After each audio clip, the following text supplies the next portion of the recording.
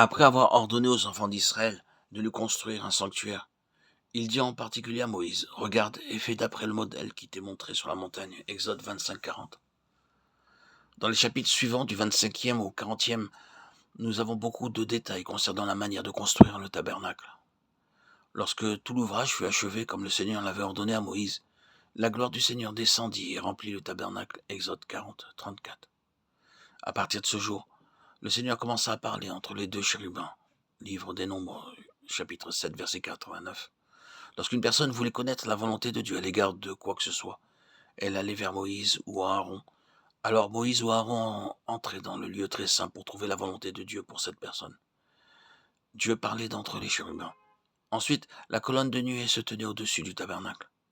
Après quelques jours, quelques semaines ou quelques mois, la colonne s'est levée. C'était le signe que Dieu leur ordonnait de poursuivre leur marche. Il y avait de grandes particularités dans le sanctuaire. Dieu parlait à son peuple d'entre les chérubins, et la divine présence les conduisait par la nuée. Sans le sanctuaire, cela n'aurait pas été possible. C'est pour cette raison que Dieu demanda aux enfants d'Israël de lui construire un sanctuaire. Il nous est dit dans Hébreux 8, 5, lesquels célèbrent un culte, image et ombre des choses célestes, selon que Moïse en fut divinement averti, lorsqu'il allait construire le tabernacle. Et soin lui fut-il dit de faire tout d'après le modèle qui t'a été montré sur la montagne. Ainsi donc, le tabernacle construit par Moïse était seulement un exemple ou une ombre de la véritable maison de Dieu. De même que le sanctuaire avait été nécessaire dans la vie spirituelle des enfants d'Israël, la maison de Dieu l'est aussi pour nous.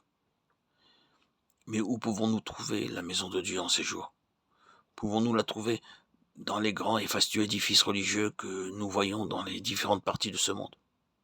Il est triste de devoir dire que lorsque nous entrons dans ces lieux, nous n'entendons pas la voix de Dieu, mais celle de l'orgueil, de l'avidité et des luttes des hommes. Nous ne pouvons pas appeler de tels lieux la maison de Dieu, car Dieu n'habite pas dans les édifices faits de briques et de pierres. Nous qui avons été rachetés par le précieux sang de Christ et qui sommes nés de nouveau, nous sommes la maison de Dieu. Il importe peu que nous soyons rassemblés dans un grand édifice ou dans une petite hutte.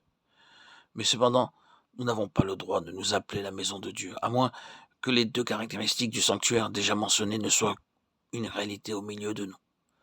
Dieu parlant et révélant sa volonté et la présence de Dieu allant devant nous avec puissance et gloire. Car lorsque nous pouvons entendre Dieu nous parler et nous révéler sa volonté, alors sa puissance et sa gloire pourront se voir au milieu de nous. Si vous étudiez les passages de l'Écriture concernant cet épisode, vous remarquerez que, avant que Dieu ne demande aux enfants d'Israël de lui construire un sanctuaire, ils durent expérimenter deux faits importants dans leur vie corporative.